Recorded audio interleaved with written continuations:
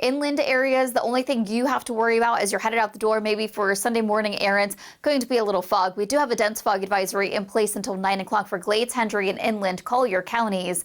And that's where we're seeing the worst of the visibility, ranging anywhere between about 0 miles of visibility up to half a mile of visibility. The closer you get to the coast, you can see those visibility numbers, while not a perfect 10, maybe just more of a light haze compared to what our inland areas are seeing, with numbers ranging from 6 miles to 10 miles of visibility. Current temperatures right now are very warm and muggy. That's why we're dealing with the fog. 73 Arcadia, the same Punta Gorda, 73 as well in Fort Myers. Seems to be the magic number, as that is what we're looking at over in Naples, but 68 LaBelle, and the same over in Immokalee.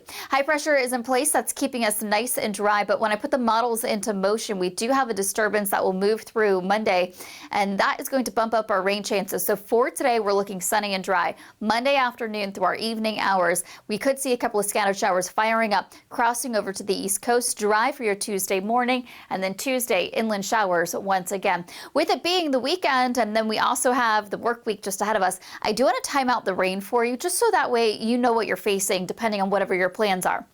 So for today, right around 3 o'clock, you could see some of those inland showers firing up, a few more spreading out, and then headed over to the east coast, and we're pretty dry by about 9, 10 o'clock. Quiet overnight. Monday morning, we could see a light haze out there, but not tracking any rain. And then right around 2, 3 o'clock, that's when, once again, we'll start to see a couple of stray showers developing inland, maybe even an isolated storm mixing in, racing over to the east coast. And then we could see a mix of sun and clouds, dry conditions for your Tuesday morning. With us being so dry, I know brush fires are going to be at the top of all of our minds since we're still in the thick of our dry season, but the humidity is really helping us out. Calm wind speeds today as well. We're looking at a moderate risk of brush fire, so a level 2, DeSoto, Hendry, and Collier counties, but Glades, Charlotte, Sarasota, and Lee counties, you're at a low risk thanks to some of that humidity out there and the low wind speed. So it doesn't mean that brush fires, the potential not going to be non-existent. It's still there, but at least these values are nice and low. But make sure still you're listening to any of those burn bans that are in place for your area.